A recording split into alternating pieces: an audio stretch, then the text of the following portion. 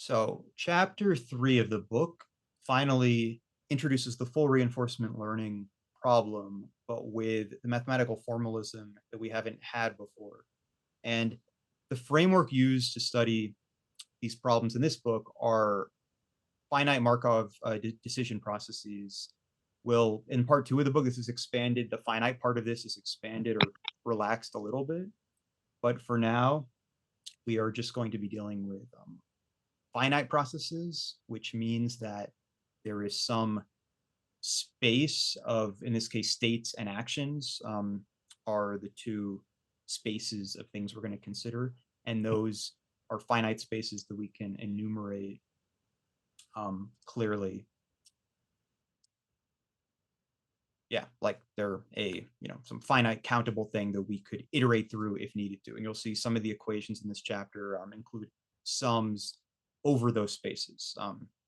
Also with the implication that those are that's a sum that we can actually perform. So um yeah, also in this chapter we're going to introduce these value function concepts, which will become clear later, but we're going to see later on these one of the value functions we're going to look at, which should look familiar from chapter 2, is this q function qsa, and this is an estimate of the value of this pair of things, and the things are a state action pair. And in the bandit chapter, chapter 2, recall that we had these bandits where there was an action space, there was a set of actions that we could take, and to solve the problem we tried to estimate these action values, q of a, but these were problems, non-associative problems, so that the actions have the same meaning all the time. The difference in the full reinforcement learning problem is that now there is this state um, which defines the context over which we're considering actions. And depending on what that state is, it will affect what the values are, which is why this is now a 2-argument function instead of the 1-argument function from the bandit problem. So we're going to introduce that, and then eventually we'll get to the definition of the famous Bellman equations, which are one of the common solution methods for these finite Markov decision processes. But to start out, in the first section, we are going to define this, how the Markov formalism maps onto the reinforcement learning problem we're familiar with. And that is this agent environment interface. So when we talk about a problem, the agent is the thing which is actually taking the actions. And later on, this agent will also, be defined by a policy function. But I like, it could be random. Like the policy function could be anything, as long as it's something that has the ability of selecting actions given a state. Of course, like so, this state will be provided to the agent as something from the environment that it is aware of. So far, this is totally abstract, but in more concrete examples, we'll see like exactly what the state should be. But the state should give all of the information that the agent would find relevant in making a decision. But once an action is taken by the agent, then what the environment does is it provides two updated things. And the first updated thing is just a new state. So this is like what the state transition is. It's once you take an action from one state, you end up in a new state. And there's also this R value. And the R value is the reward signal. The state could really be anything. So, it could be a collection of values, you know, really like there's a lot of things that the state could be, but the reward actually has to be a single numerical value, and it has to be like a real number. Like we're not dealing with imaginary rewards or anything. So we're gonna assume that the rewards are in the space of real numbers. But other than it being a real number, it's fairly unrestricted. It does become a problem if the reward values are infinite as well. So, usually we have the assumption that the rewards are finite real numbers. Now, this loop is a step-by-step process. So we're not looking at sort of continuous time processes here. We're assuming we can always break down the process into a sequence of steps. And then those steps will be numbered, as like t equals 0 would be the initial time step. And then they'll go on from there. And therefore, we have this sequence of states, actions, and rewards. And we can enumerate them with these time steps, t. So if we let this process play out, we have this sequence appears, and it's often called a trajectory in the context of reinforcement learning. But we can see that, like, by the convention in this book is that the first reward received is going to be numbered according to the transition state. So what this means is the initial state is s sub 0. From that state, we take action a sub 0. And then the transition occurs. And as part of that transition, we get s sub 1 and r plus 1. And then from there, the next action is also selected. But the way the indexing works, if you look at this diagram, is that once we take the action, everything on the other side of this arrow, past where the environment actually makes the transition, is where the index goes forward one step. So that's why there's no r sub 0 here, because the r is considered part of the transition state. So it's associated with this s1. And then we just go on from here, and this will repeat, in this case so far, indefinitely. And then in this book, these sort of cursive looking characters are the symbols used to define the space over which these things can take on values. So this S, this cursive S, is the state space, and then A is the action space, and often you'll also see the action space with this argument S, and this is to define cases where the allowed actions could vary by the state. So this could also not depend on S, and all actions are available all the time. But often in problems, there are certain actions that are only permitted in certain states. And R, here it's written unrestricted, but later on you'll see that R, yeah. Well, here we go. R is considered a subset here of real numbers, a subset because often the space of rewards is a finite space and should be also only contain finite values as well. So are there any questions about how this interaction loop or the notation of the trajectory?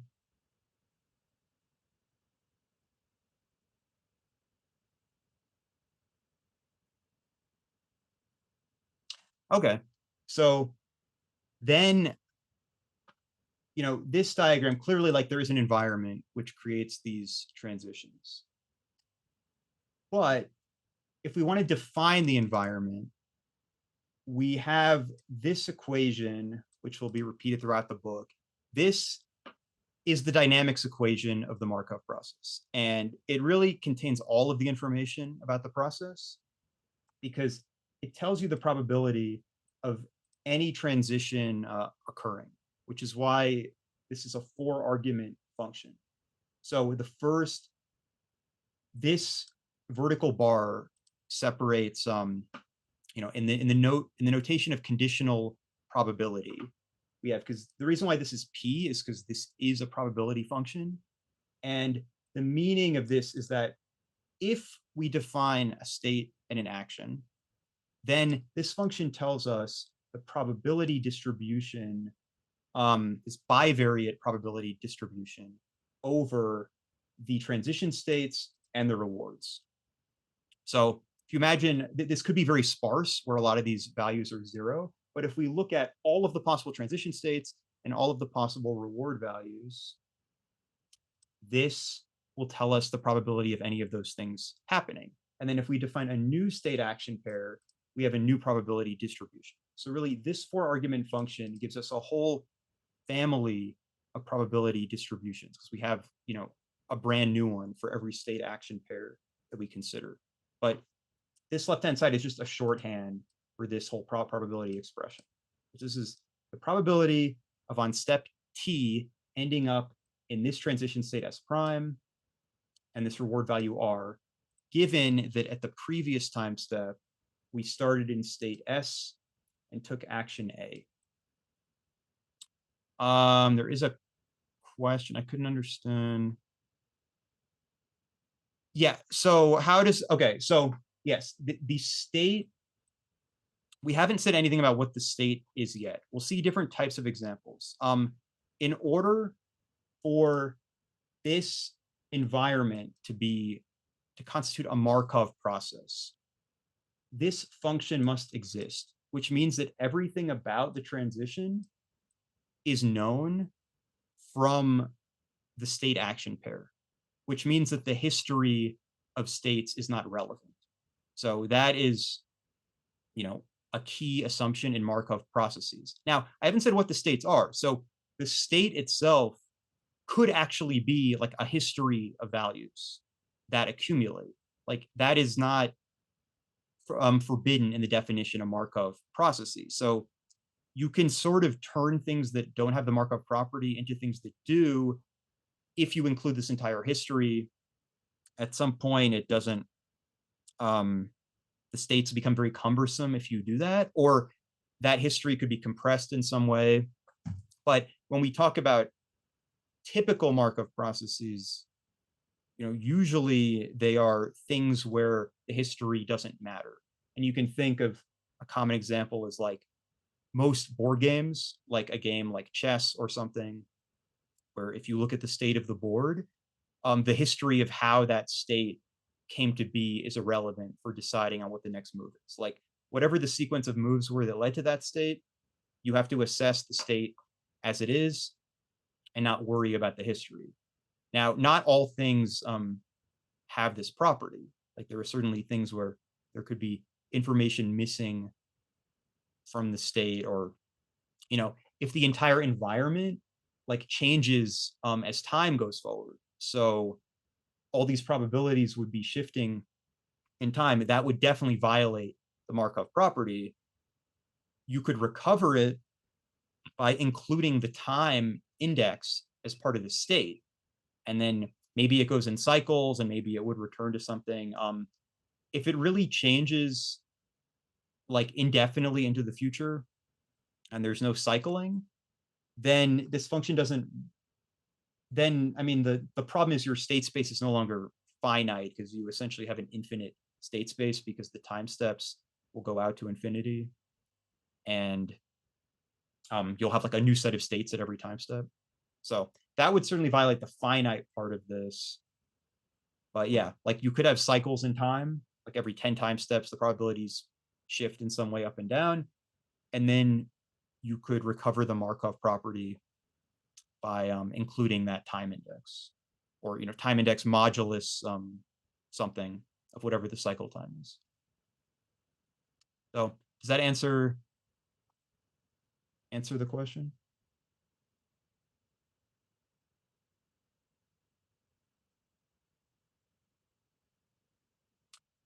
Okay. Great. So yeah, this equation will come up over and over throughout the book. It's a dynamics equation. It's also called later the probability transition function.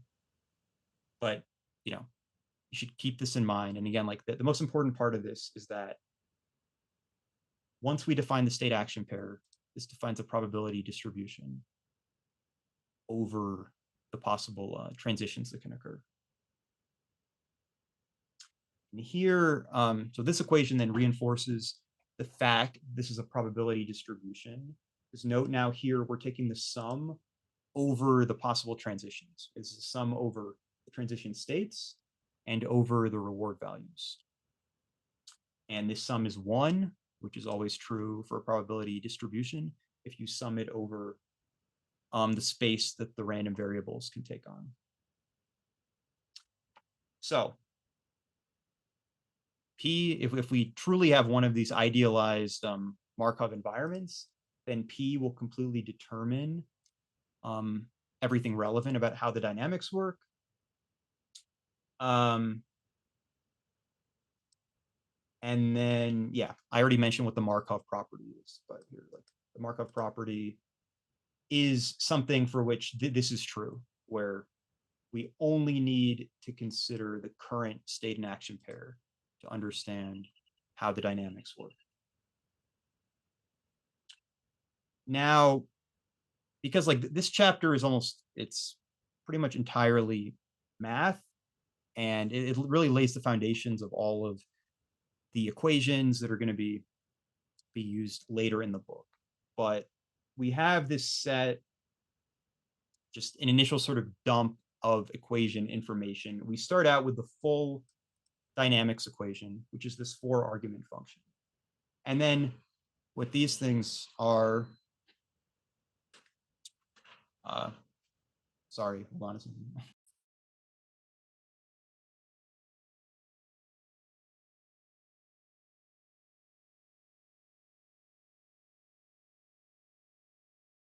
Okay, sorry about that. Just some background noise.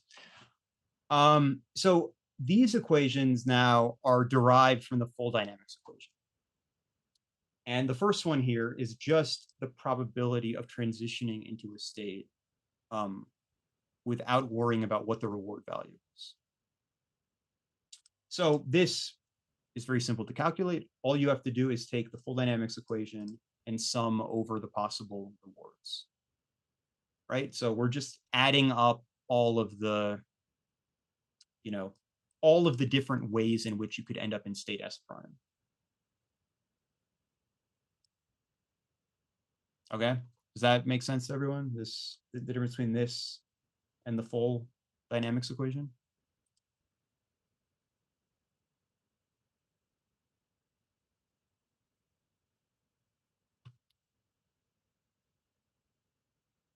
And this next equation is the expected value of the reward given a state action pair, right? So now, if you know the definition of expected value is it's the sum over a probability distribution times the quantity that you're trying to compute the expected value of, which here is the reward value. So here, right, we're given the state action pair SA, and then this sum over R is from the definition of the expected value, right? Which is that we sum, like what's contained in here is sum over S prime is really like the probability of getting a particular reward R given a state action pair, which is not, you could add that other equation to this list. It's not written out that way here, but this accounts for all of the different ways that you could get a particular reward R, and then we sum that probability times R and the sum over all the possible reward values. And then for completeness, they just added, this is the expected value of a reward given not just the state action pair, but also a particular transition state that you end up in. So the same like, and oftentimes this value, like if you have a complete definition of a Markov process, you don't actually need all of these reward values and everywhere. What you really need is this quantity, which is if you figure out what transition occurs, like you took action A in state S, you ended up in S prime, then what is the average reward value that you get when a transition like that happens? And again, this is just, again, using the definition of expected value. Yeah, summing over these probabilities. But, sometimes like when you define one of these MDPs, we'll see later in some of the solution methods, you can actually get away with only having this and this information. And you don't necessarily need this entire 4-argument function, but it does depend on what kind of solution method that you are using.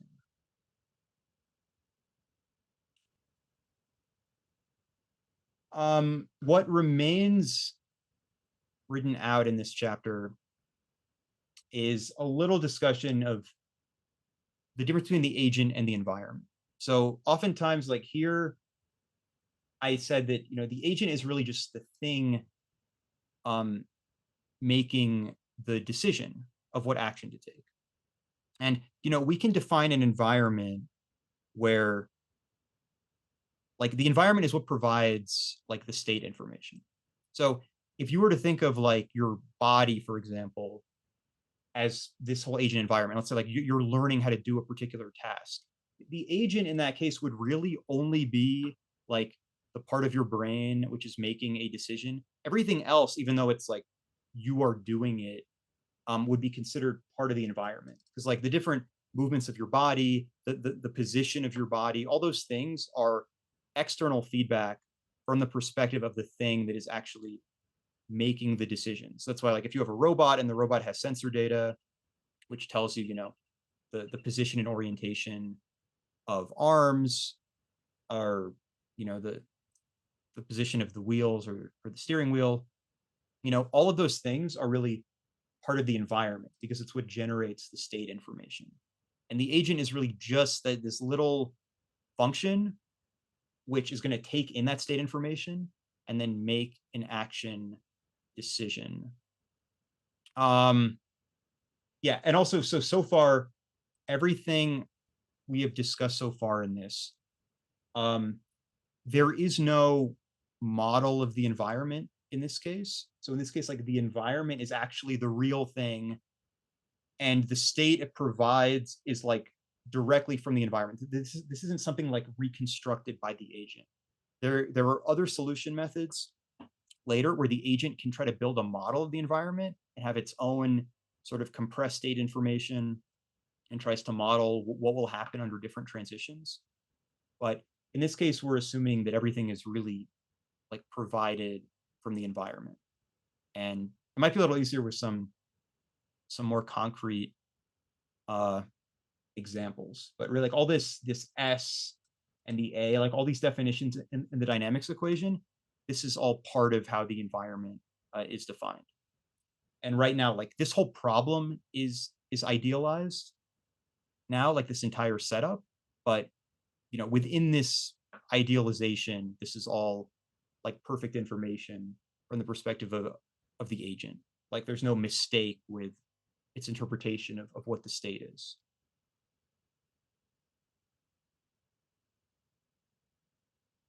And like depending on how you approach solving the problem, you can define like the action space in the environment at different levels. So we'll see that in some of these examples here. There's a couple of them, but to make things a little more concrete, we can just read through a couple of these examples. So there's this bioreactor example. So we have some reactor. The state information would be the temperatures and stirring rates for some vat of chemicals, and then the actions could be target temperatures and target stirring rates, or changes to that. Oh wait, sorry, I actually didn't. What I said about the state information was a little premature. Here they're saying that the state information is the sensor readings from the vat, and also like the amount of the target chemical which is being produced. Each action is a vector. Yeah. So here, like the actions actually are like multiple values put together, just like the state information is a collection of values. And the rewards. Oh, sorry. Okay. So here, yeah. Rewards might be moment-to-moment measures of the rate at which useful chemicals are produced by the reactor. So like it's up to us when we're defining a problem to actually state like the meaning of these different things. If you actually have something which has a monetary value, that could be pretty straightforward to create the rewards. You'll see on like win-loss games, there's a different sort of way to set the rewards. But here, like what would constitute both a state and an action is a collection of a lot of different values put together.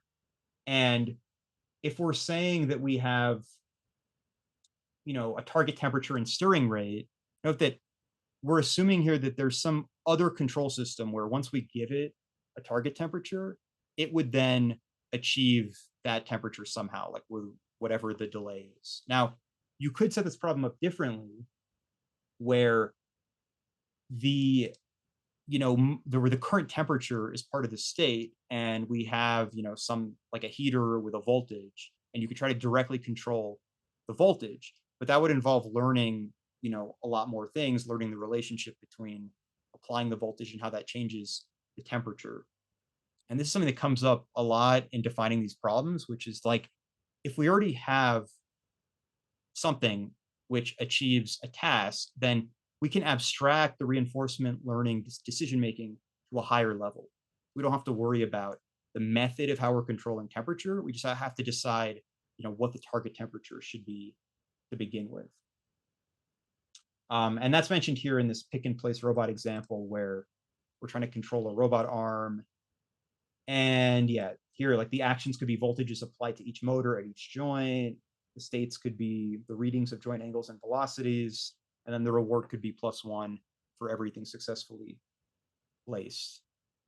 But if someone's already trained a system like to move an arm to a particular position of, a certain angle, then we wouldn't need the actions to be voltages. We could just have the actions be, actually setting what that joint angle should be, kind of like setting the temperature in the bioreactor. I'm probably not. I had written this before, of these like coming up with your own tasks. I don't think it's really worth going over these things I've written out, because if you're just doing this completely abstractly, it's a little hard to write a compelling example without it being more further along to actually being realized. Although if anyone has their own idea of like a task that you think would fit into the MDP framework, and wants to share that, we could talk about it now and discuss like what the state space and what the action space would be for that. Or we could also move on to the other exercises.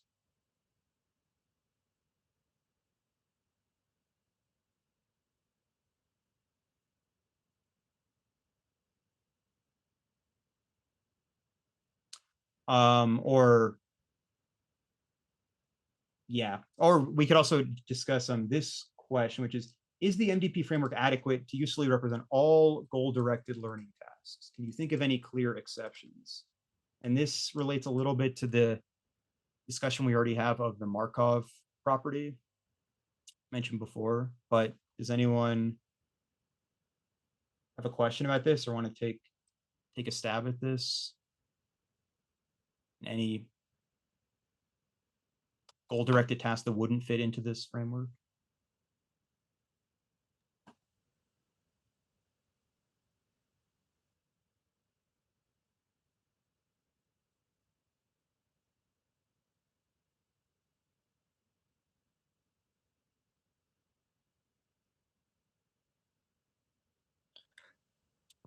Something that has a specific set of tasks, or which can be programmed, might not fit into the MDP framework. Which can be programmed? I'm not sure what you mean exactly. Something that has a specific set of steps, that it's a more of a repetitive behavior and does not really need any feedback, would not fit into the MDP. Oh, you mean like you just have an algorithm, you already know the exact steps you're supposed to take Right. to solve a problem? Okay, well, in that case, the problem's sort of already solved to begin with. So yeah, we wouldn't need to worry about it then. But I'd say, like, depending on what the task is, you could use this framework to discover what those, like once the agent is trained, or learns what it's supposed to do, then yeah, like the problem is solved. And that could have been just hard coded by a person ahead of time, or the point of this whole, study is to learn how to do it in an automated fashion.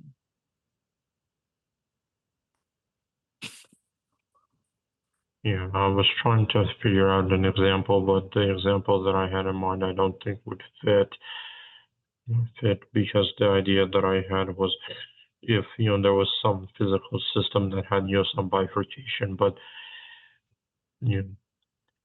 some bifurcation point that would make the entire model of the system be relevant, but which I guess like, for robotic systems, if you're like having like a little car driving around, you could have a bifurcation point where that entire model might start to break because it's drifting. But that could also be accounted for in the model, I guess, if your model is good enough.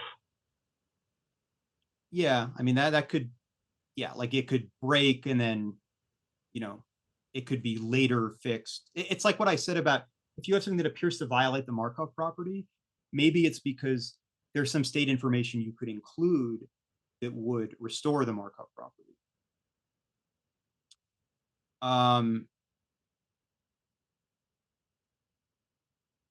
Yeah. Yeah. So Ted says, yeah, if you're missing information from the state. Now, if we're just missing information from the state, it doesn't mean it violates the Markov property. It means that the probabilities are going to be different. So like, let's say that the state, like he said, like if you're playing a game and there's something about the game, like how many lives you have left that affects how the game's going to play out. And that's missing from the state. Then these probabilities still exist, right? They just exist where if we're going to think about the probability of transitioning out of a state, that state might include a lot of different substates that we can't see, but they could still have well-defined probabilities for the transition. However, like there are two sort of more obvious things that would violate this or make it not work. One is, right, if this is just like a true continuous time process where we can't discretize it at all, and there's just, continuous variables, right, this whole process depends on having these discrete time steps. So we could have some continuous time process that doesn't work. The other way is if we really have a system where the dynamics are changing in some way at every time step. So every time the time steps forward, there is something changing about the environment, and that change goes on forever. Now, we could try to fix that by including the time step in the state information. The problem with that is the time steps could go on forever, so then we don't have a finite process anymore. We don't have a finite state space. So those are two examples I can think of where it would really break these assumptions. But if anyone has any other idea, you can also feel free to share it.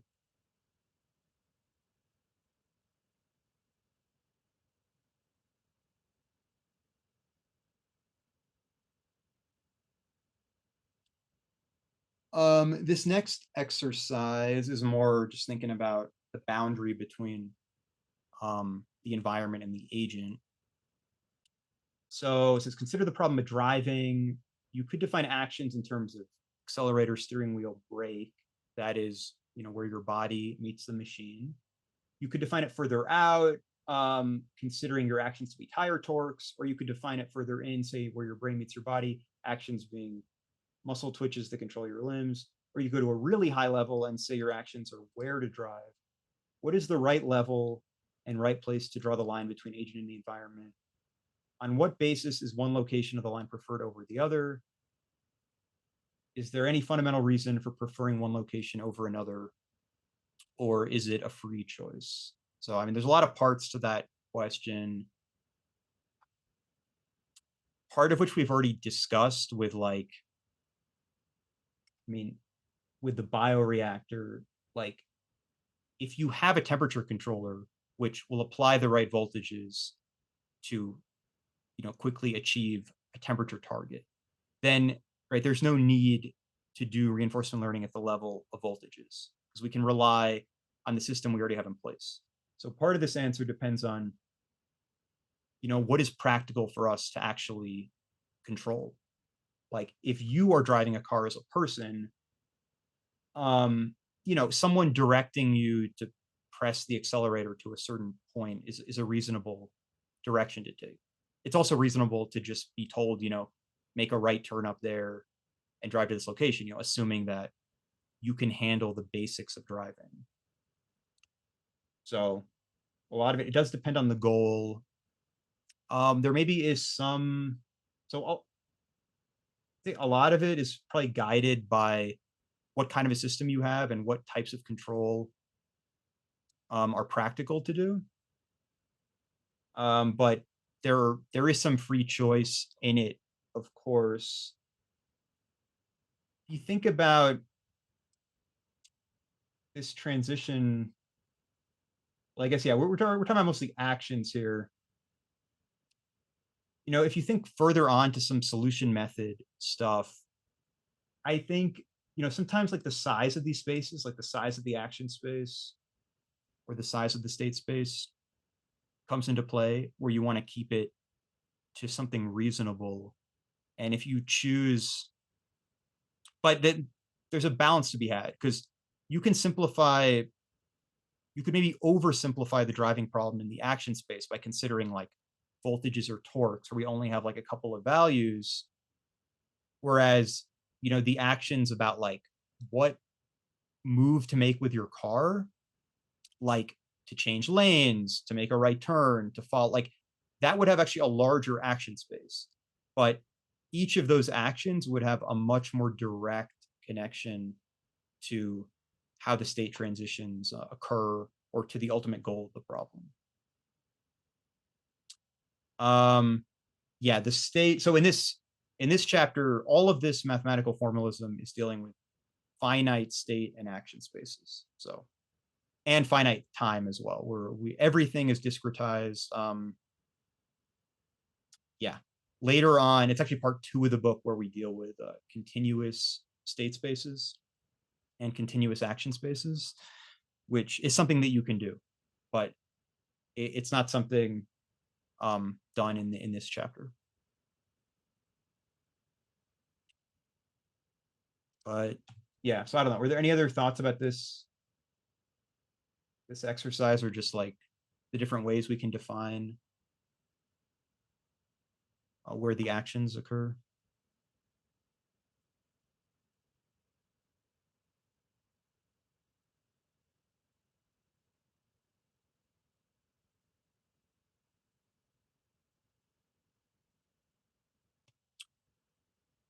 Okay, well, we can move on to this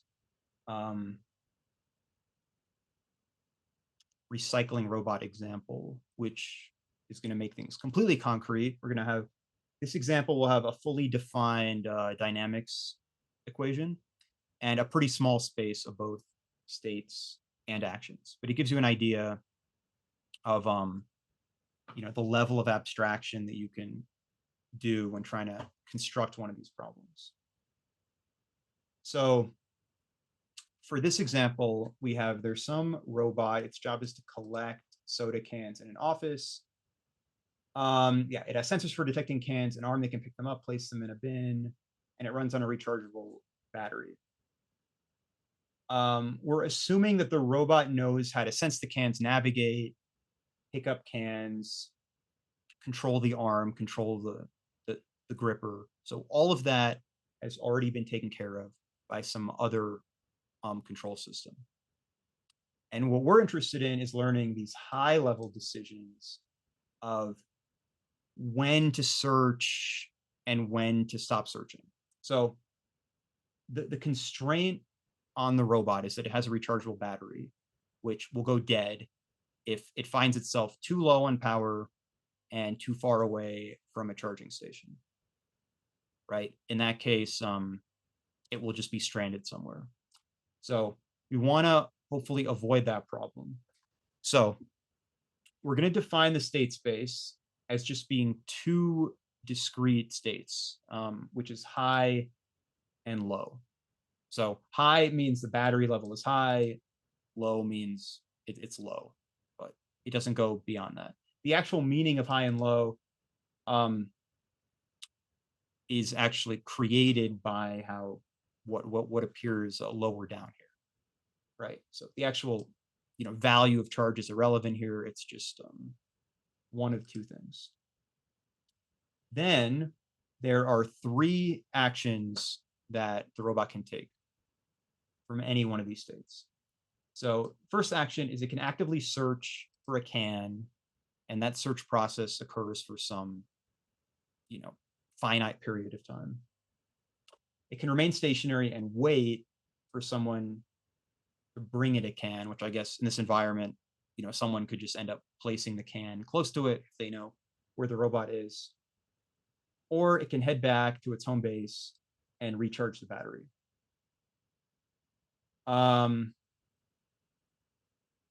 Yeah, and this problem is also defined where the act of actually recharging is not taken when the state is high. So the whole point of the high state is the battery level is high enough that there is no need to recharge. So here we're taking advantage of the set of actions, which is restricted. So search and wait for the possible actions for high. And then when the battery is low, it can search, wait, or recharge.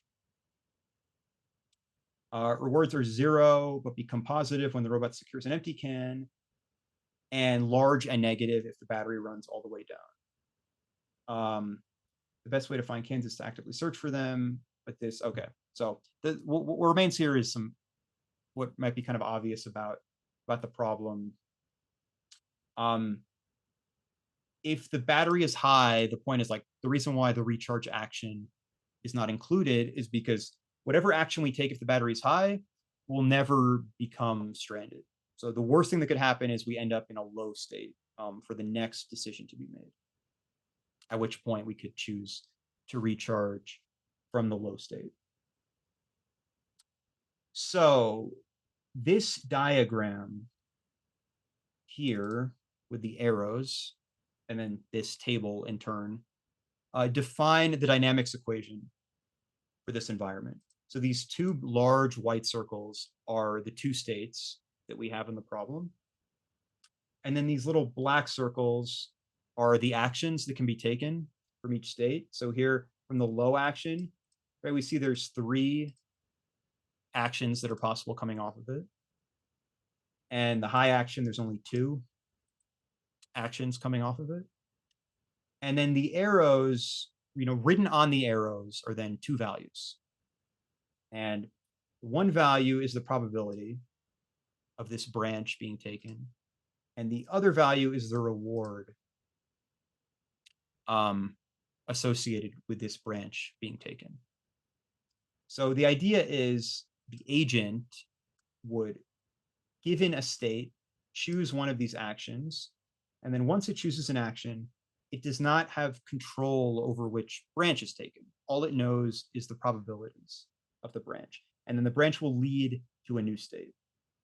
So we can see that from the high state, if we wait, because we don't use any power while waiting, we always return to the high state. And then there is some reward associated with waiting, according to how this problem is defined. It just means on average, if the robot waits from anywhere, like here, we can see from the low state, if it waits, it also returns to the low state. And yeah, like this is the same value for both. So there's some average reward of waiting regardless of what the state is. And similarly, there is some reward associated with searching. Now, if we search from the high state, we could either, with probability alpha, end up back in the high state, or with probability 1 minus alpha, we could end up in the low state. And then from the low state, if we take the second action of search, now this branch here, this is the branch which they mentioned has the large negative reward, where someone actually had to retrieve the robot. Right, so we had a low battery state. We conducted a search anyway. And with probability beta, we just end up back in the low state with our search.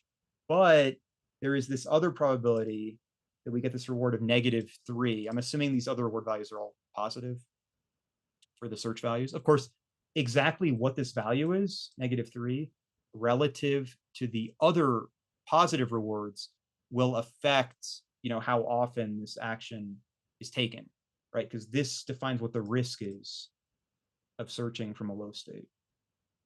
And then if you take the recharge action from a low state, that's always guaranteed to return you to the high state. But there's a reward of 0 because, there's no chance of collecting any cans when recharging occurs.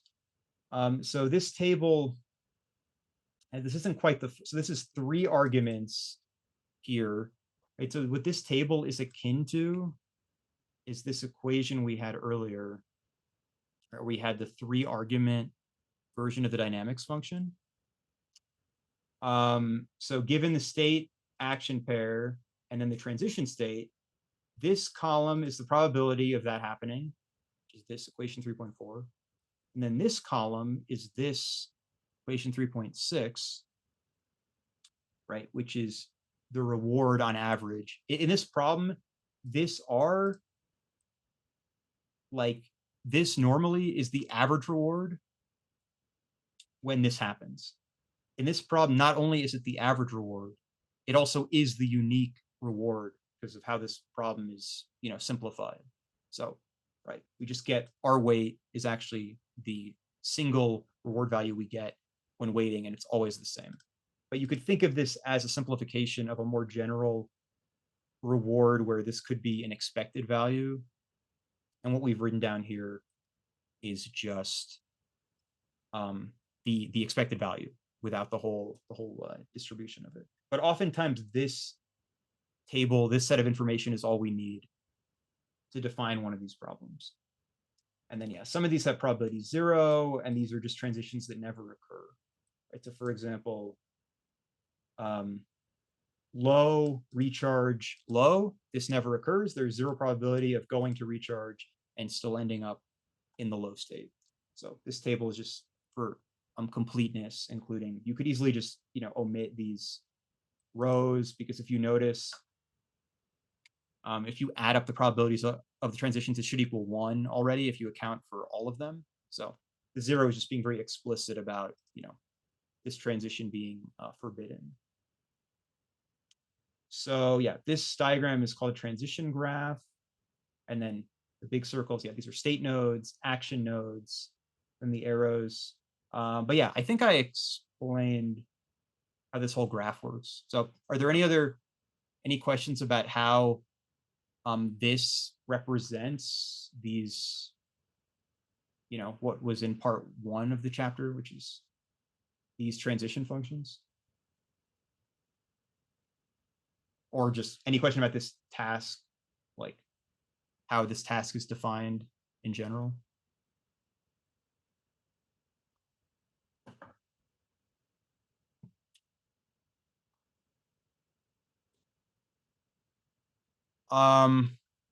So the way this example is defined, our weight, our search, these are single values, because this is like a simplified idealized problem. But in reality, this transition, you could have more branches here. So this probability of 1 could be distributed among a lot of branches that all still end up at the high state, but they have different reward values. But the reason why this value, right, which is the output of this function, we saw earlier, this function is an expected value. Oftentimes, this is the only thing you need to know. You don't need to know the whole distribution of rewards for these 3 arguments. So it's sort of irrelevant whether this is an actual single value or is an expected value, because it's still probability 1 that we observe that expected value upon repeated transitions. No, so in this case, like our search and our weight, these are the same value. Yeah. It means the reward you get from waiting or searching. And that reward is that value regardless of what state you're in, right? Because this state is only the battery state of the robot. So it shouldn't affect the reward you get from taking one of those actions. Here, right, if we search from low, we either get the search reward or we don't get the search reward, but that's because we actually got, the robot got stranded. Here, you could draw, this is not drawn with the terminal state where like the robot gets stuck, because there's some part of the environment here where if the robot gets stuck, it's assumed that, you know, something happens, some costly thing happens where someone has to grab it and recharge it manually. Yeah, like whatever benefit you get from collecting cans is already incorporated in the reward values for search and waiting. And probably we're assuming that our search is larger than our wait. Because right, our wait is a very it's not a risky thing to do. Because notice if you do the wait action, there is no probability of getting a negative reward. But right, we could be foregoing. But yeah, like because we only have two states, right? Like we have this beta probability, which tells us the chance of something going wrong if we search. If we had more information about the state, like if there were more states like, you know, high, medium, low, then we'd have smaller probabilities here, or we'd have higher certainty as to, you know, at what point on the low meter is it really risky to search. Here we have free course information. So this may force, if an agent actually had to learn what to do here, it may be forced, like, if this value was large enough negative compared to the positive values, it may be that it's never worth doing anything other than read. Well, actually, like it may never be worth searching from the low state, right? It may be worth waiting. And then the question would be, you know, how long would we spend waiting? Well, we might want to recharge, because if we recharge, then we can search in a risk-free manner. And it depends on how large the reward benefit is of searching, right? But like exactly what happens here will be determined by what these values actually are, which for this case, we don't know. The point of this example is just to understand how to write out the probabilities and what they mean. This exercise is related to this, which is asking to give this table, but for the 4-argument function, instead of, right, like the combination of this 3-argument function, of these two 3-argument functions. So it's a little, I mean, you can look at this, you probably see how you would do it, but we can go here. So this is my table answer for this, for the 4-argument function. We're here. I've only included, right, all of these are non-zero probabilities in this table, right? But the difference between this and this table is, you know, here, like there's basically a row here for every branch in this diagram.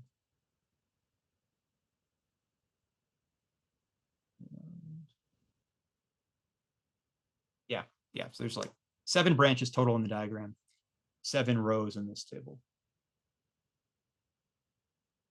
But yeah, these are the reward values, and then yeah, the reward of 0 for the recharge action is the only time you get a reward of 0. Yeah. Any questions about this exercise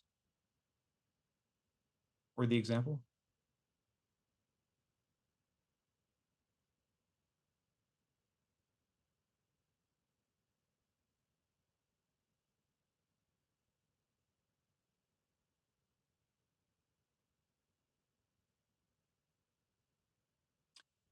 Okay.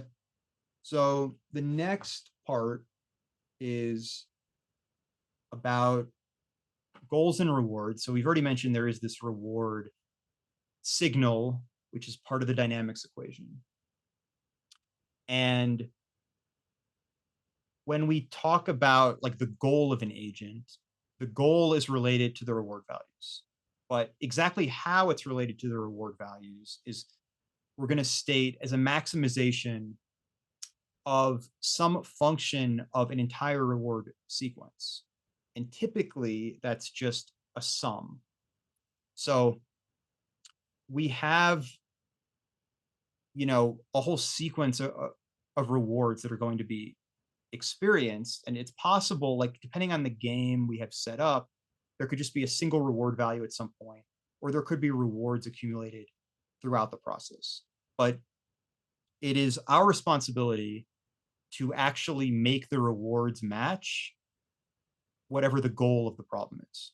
So, like, if you have a game like a win-loss draw game, for example, we can map that onto rewards by just having a reward of 1 for winning, a reward of -1 for losing, and a reward of 0 for drawing, and all the non-terminal positions, which are like any just state in the game where no one has won or lost yet.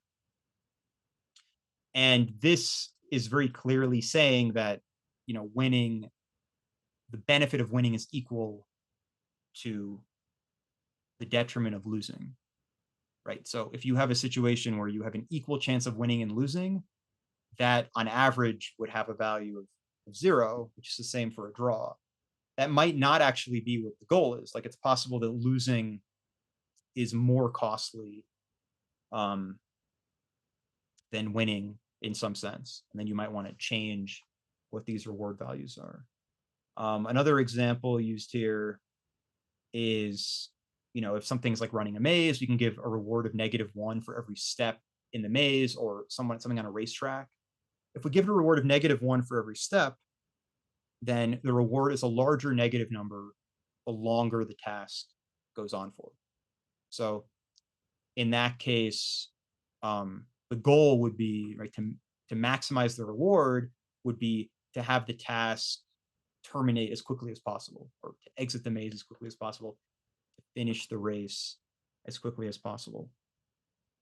But the reward should only be concerned with the true goal of the task rather than any sort of intermediate goal of the task.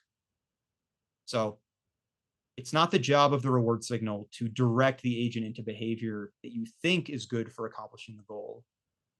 Ideally, we just set the goal like, win-loss, and then everything else will be discovered by the agent. Like in a chess game, if you set intermediate rewards for, killing pieces, or like removing your opponent's pieces from the board, or, achieving a check or something, then that will be the goal, like the primary goal of the agent, rather than actually winning the game. So there are problems where, we might have to set intermediate goals because the problem is too hard to solve without doing that. But that is a little bit against the spirit of reinforcement learning, where we're trying ideally to discover as much as possible without assuming anything other than the final goal of the problem.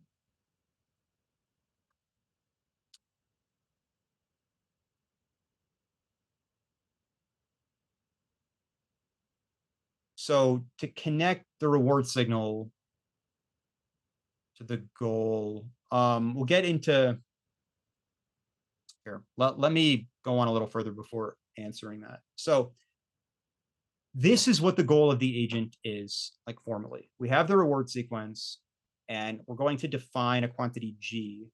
G is the expected, or sorry, the goal of the agent is to maximize the expected return. The expected return. Now, at any given time step, we can define the return G to be the sum of future rewards out to some terminal step. Here, the terminal step would be the final time step for which the task is over, in a sense. Like if you're playing a game, this would be when a player has won or lost. If it's, a race, it would be the end of the race. We'll get into tasks that don't have a terminal step later, but for now we're writing it with this final time step, capital T. Now this is a particular return. The goal of the agent is maximizing the expected return, which you mentioned earlier. So this is now a probability statement. So we'll get a little later into how to calculate this expected return, but it does depend on the dynamics of the environment and the agent.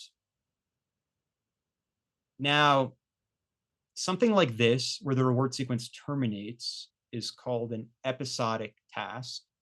And an episode would be a single sequence of states, actions, and rewards that terminate somewhere. When we talk about episodic tasks, we already mentioned the state space of this, S, cursive looking S symbol.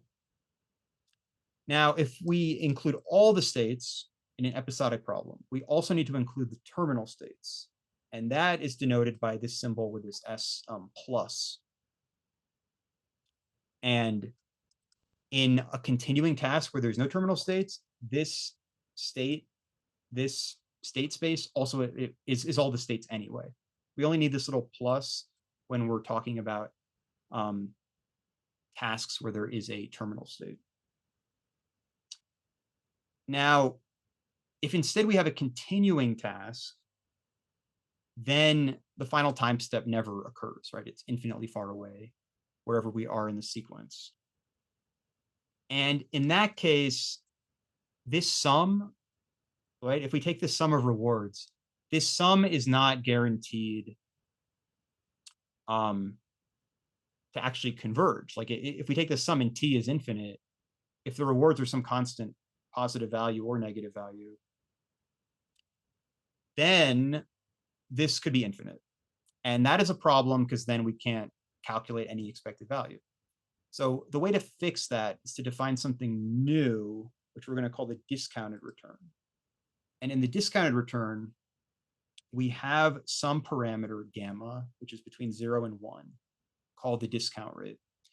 And as we go forward in time, the rewards further into the future are discounted by some power of gamma.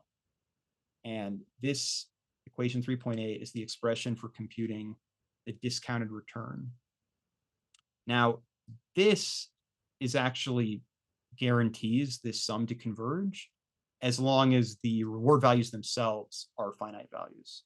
If the reward values themselves are not finite, then this doesn't help us, but we've already said that that should be the case. So the whole purpose of the discount rate is to compute something with the sum of future rewards that we have some guarantee of converging. But in the case of having a terminal state, we don't actually need to use the discount rate because this is a finite sum. So this sum will always converge unless the reward values themselves are infinite.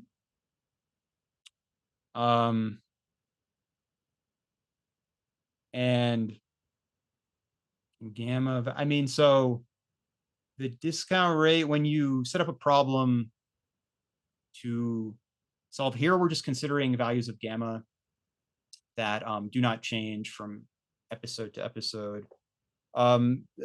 There are problems where if you change the value of gamma, you get completely different solutions for what is optimal behavior. So in this case, we're taking gamma to be fixed. Of course, the amount of discounting is varying over the trajectory because we're taking gamma to the a power, right? So as we go infinitely far into the future, those rewards are going to, they're present. What we call, this is like the present value of the reward 3 time steps into the future. And the present value of a reward infinitely far in the future will always be 0.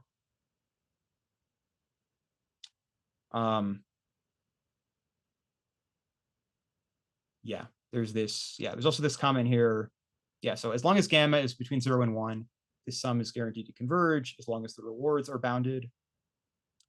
And we're not considering the case where gamma is 0, because if gamma is 0, that means that only the first reward is ever maximized, and that actually kind of breaks the problem, because the agent has, in that sense, never cares about the future. It only cares about the next immediate action. So whatever it's trying to maximize is going to completely change at every state, and it's counterproductive. In contrast, if gamma is 1, like it is in this case, we care about all rewards equally, no matter how far into the future they are, because there's some terminal stuff. So the way to think about it is, the closer gamma gets to 1, then the more, far-sighted the agent is. There are plenty of problems where the solution doesn't actually depend on gamma. We'll see some of those here. It gets a little more complicated in other examples later in the book. But there are definitely examples where the solution does depend on the discount rate. But for now, we just think of the discount rate as something that we need in order to make sure that this sum converges in the case of a continuing problem. Okay, sorry, there might be some remaining questions about this. Let me just see if there's anything.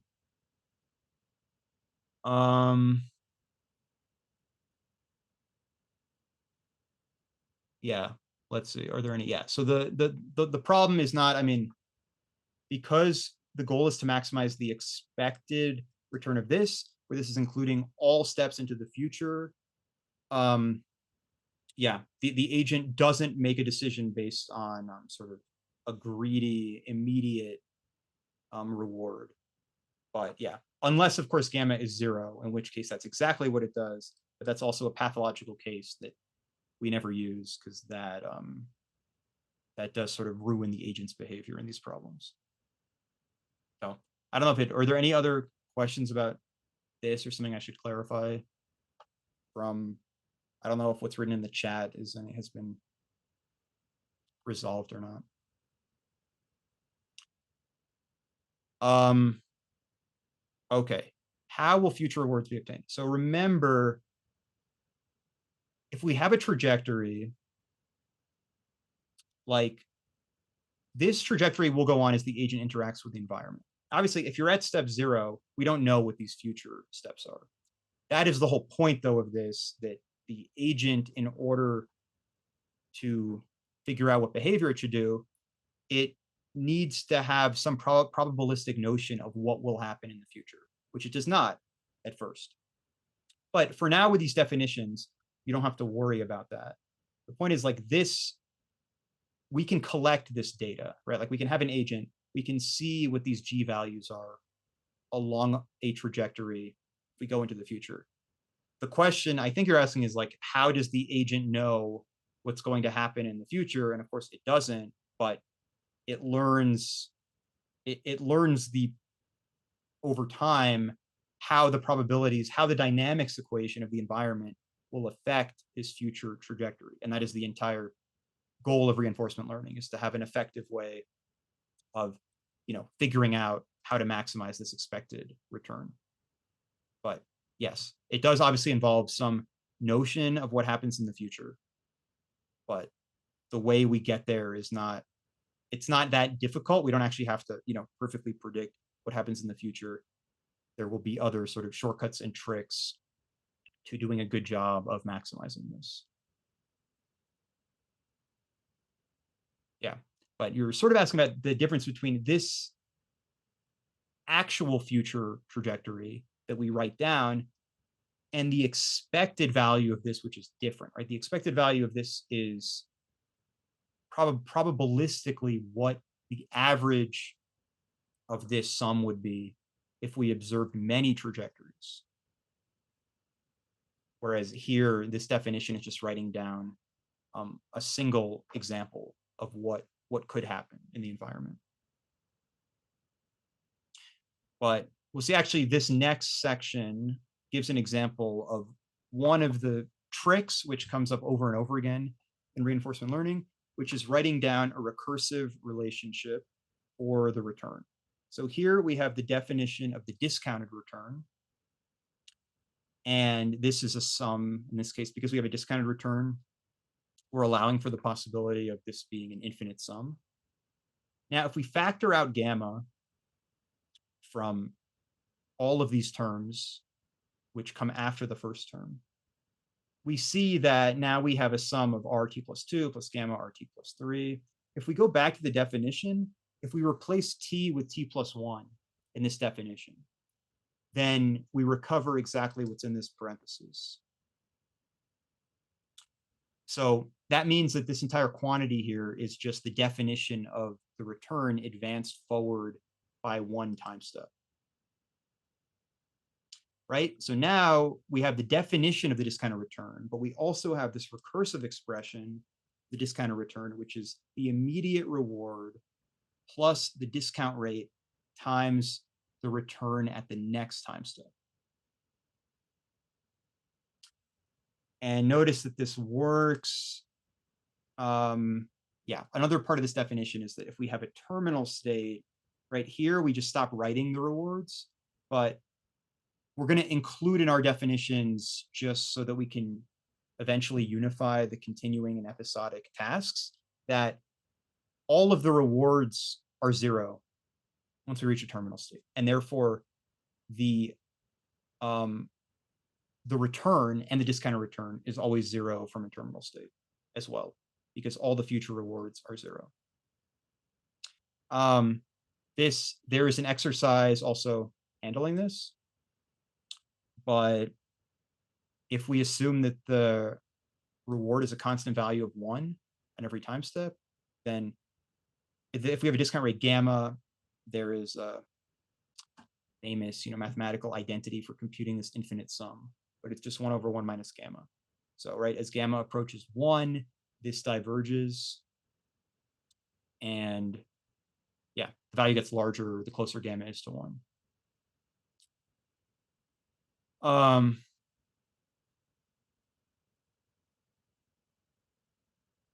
Yes. Yeah. So what in the next chapter this chapter is laying all the foundations and definitions for what we're going to use when we reach solution methods. But yes, it turns out if we have all of these probabilities, or we have the full dynamics equation, then we can compute the optimal policy. But what we mean by the optimal policy is a policy which maximizes the expected return in every state, right? So this chapter is about defining what we actually mean by optimal behavior. And this is related to the goals. So it's like, what is the goal? Well, the goal is to maximize this.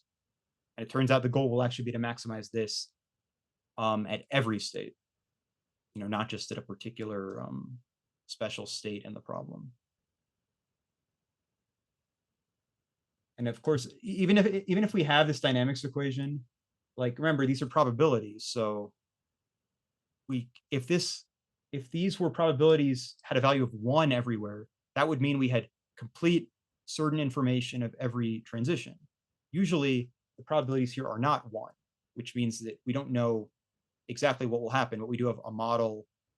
And even with that uncertainty of those probabilities, then we can still compute something that is optimal behavior. But yeah, sorry, I'm not sure what you're trying to learn rewards. So, I mean, we're not in this. I mean, so far, we are actually defining what will eventually be the goal of what we're trying to solve. So we're assuming this exists, not necessarily that we know it, but that it does exist as something. We'll see that we can either know this explicitly, or we can try to still learn what we can from it without knowing it explicitly. But whether we know this or not, we're still going to use this to define what the goal is. And notice here, we're not mentioning the dynamics equation here, it will come into play as defining what this sequence is. But the goal, right, is stated here, just to maximize this expected return. So the goal is, defined by this entire reward sequence. And what actually occurs in the reward sequence will depend on a combination of the dynamics of the environment as well as the behavior of the agent in the environment. We have this. Okay. Now, how far for the return? Well, I mean, for the discounted return, we're looking infinitely far into the future, but with a discount rate of gamma. In an episodic case, we look as far in the future as needed, which is out to the terminal step. But we'll see that we can combine the two notions later, as long as we say that all of the rewards are 0 once we've reached a terminal state. Now, this exercise is asking about revisiting the equations that began the chapter here, but considering episodic tasks, because these definitions all, like, we have this state space here, which we didn't really mention if there's terminal states or not. Here it's assumed there aren't any terminal states. And this is just the entire state space. So if we're going to make these equations work for episodic problems, we do need to make some modifications. Here I've written everything out a little verbosely, but just for completeness here. If we look at equation 3.1, obviously we already had this, right? But if we have this trajectory, which goes on forever, if we have an episodic problem, right, then at some point we have the state which is immediately preceding the terminal state. And then it ends with the terminal state being the last state in the trajectory. So that's sort of obvious, but we already had this written out. But here I've also written out the actions and rewards in there. Then for equation 3.2, right, this was the full dynamics equation. And the only thing we have to change here is, right, this is defined for all S prime and S in the state space. But in an episodic task, some of the transition states could include terminal states. So we actually have to consider the S, the states we start in, will still be all of the non-terminal states. But S prime should be this larger space of states, which also includes the terminal states. Everything else is the same. I've added these other equations for completeness, but this equation is saying if the starting and ending state is a terminal state, and here I've written the terminal state as this set difference operator. So we have the set of all states, including terminal states, and then the set of non-terminal states, right? The difference here is only the terminal states. So here there's a probability of 1 of remaining in a terminal state and getting a reward of 0. And that's just part of the definition of terminal states. And similarly, there's a probability of 0 of, if we start in a terminal state, of going into any non-terminal state, right, with any reward. Like, this is always forbidden from happening. But these are a little more unnecessary details. Because you don't even have to consider, like, here the way it's written down. This is only defined for the second, for S, the variable S. This function is only defined for S in the set of non-terminal states. So these other probabilities don't have to be written down if you don't want to. Then, yeah, for equation 3.3, this was the statement that if we sum over all the transitions, we get value of 1, which is true because this is a probability distribution. And in the episodic case, this is also true, but only if we sum over, right, all the transitions, including a terminal state. So it's the same kind of addition as up here. We just have to make this sum over the larger space of states.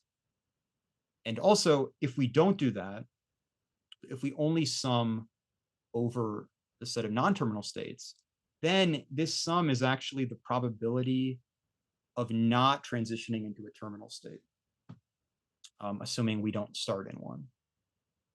Right, so this isn't necessarily one, right? It's actually like, because here we're summing over all the non-terminal transitions. And then, yeah, equation 3.4, this actually doesn't require anything different, except that this S prime could take on a terminal value in this case, but this sum is actually unchanged from that. And then same, yeah, this equation, again, we just have to expand this transition sum over the terminal states as well. And this equation doesn't require any modification. Yeah, but the main takeaway from all this is just that when we have an S prime in any of these equations, we may have to, consider transitions into a larger state space, which includes terminal states. Okay, let's see these exercises. Okay, let's try to finish this section before leaving. Some of these are pretty fast, so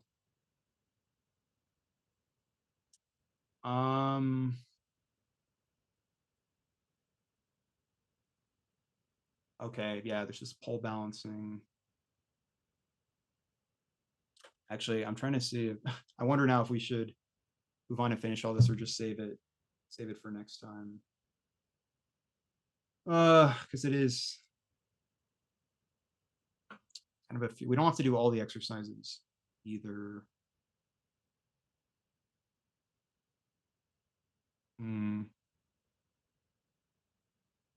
Well, it can be a little more selective, I guess.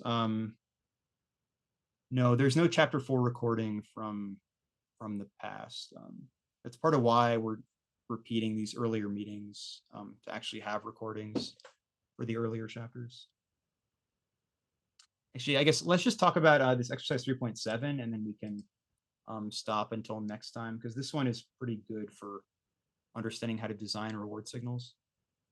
It says, imagine you're designing a robot to run a maze. You give it a reward of 1 for escaping the maze and 0 all other times. The task seems to break down into episodes. The successive run through the maze. So you treat it as an episodic task where the goal is to maximize expected total reward. It's always what the goal is for these problems. After running the agent for a while, you noticed it's showing no improvement in escaping the maze. What's going wrong? Have you effectively communicated to the agent what you want to achieve? So remember, we're treating it as a episodic task where we're maximizing this, like sum of rewards. We give it a reward of 1 for escaping the maze, 0 all other times. And it doesn't seem to be working. So the question is, what is going wrong in the problem? Is there something wrong with how the reward signal has been designed for this problem? So does anyone want to take a stab at it?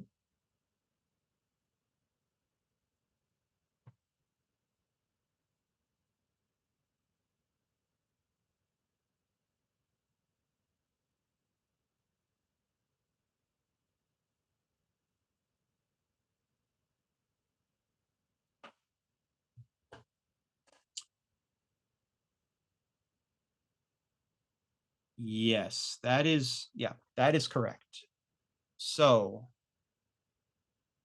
you get a reward of 1 for exiting the maze. So if we look at this sum of rewards, there is actually only one possible return that we could ever have.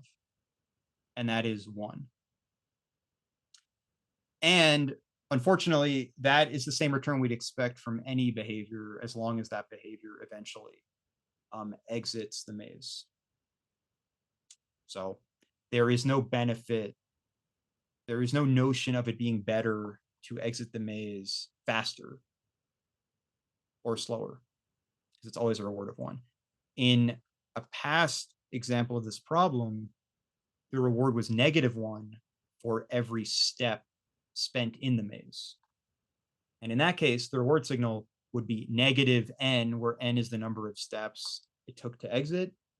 In that case, the reward would be maximized by n being as small as possible, or exiting the maze quickly. So yeah, that is the problem with designing rewards like this. Because all you've communicated that's important is exiting the maze eventually. But yeah, no notion of that being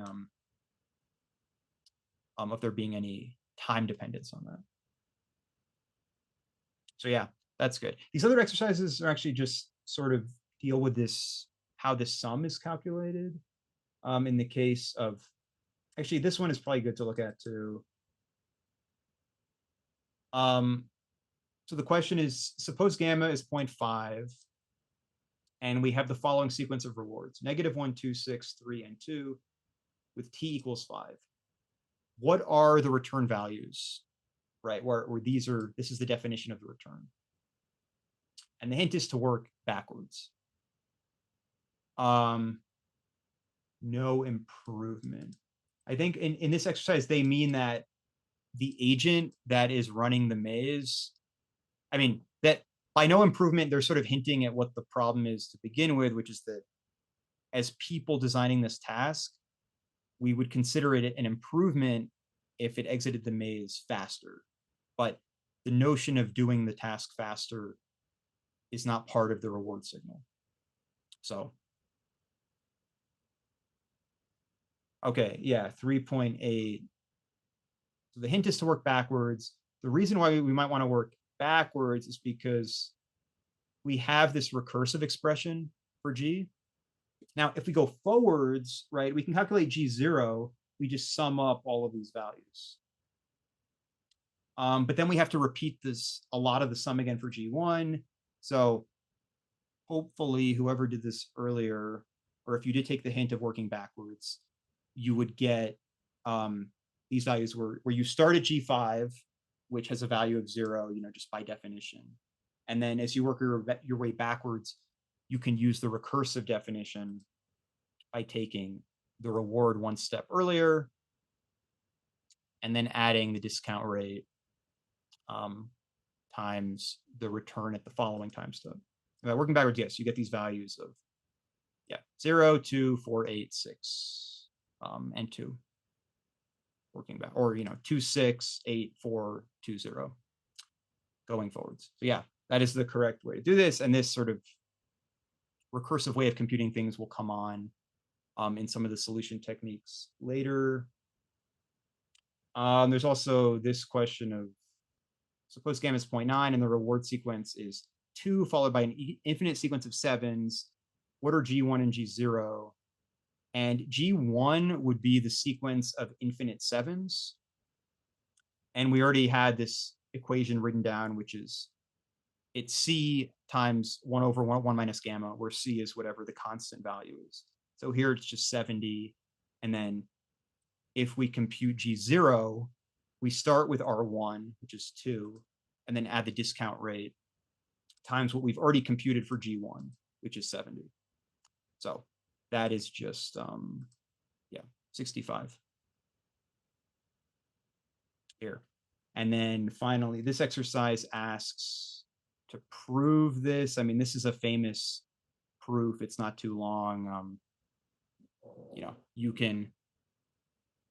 You can look it up and see it. It just involves this trick of multiplying the original sum formula by gamma and then noticing that that's equal to the original sum minus 1, right? And that's exactly what I've done here. So you can form an algebraic expression for this infinite sum and then solve it directly. And you find that the infinite sum of just the gammas themselves without the constant. If we multiply this every term by a constant, we see that we can just factor out the constant from this formula. And we just get constant divided by 1 minus gamma. So, I mean, this is just good to know, I guess, how to do this proof, but it's pretty basic. Yeah, so I think that's probably a good place to stop now, having defined everything about the return and discounted return. Next time, we'll see how far we get defining. Next time we really get into the heart of defining the value function and some more concrete examples. Yeah, because this chapter is a lot of math, there are a lot of exercises. A lot of them are pretty short, kind of like this, but they're just to check that you understand the concepts of how to compute the discounted return and what it means and how to manipulate all the probabilities. Yeah. So any other remaining questions about what we've done so far?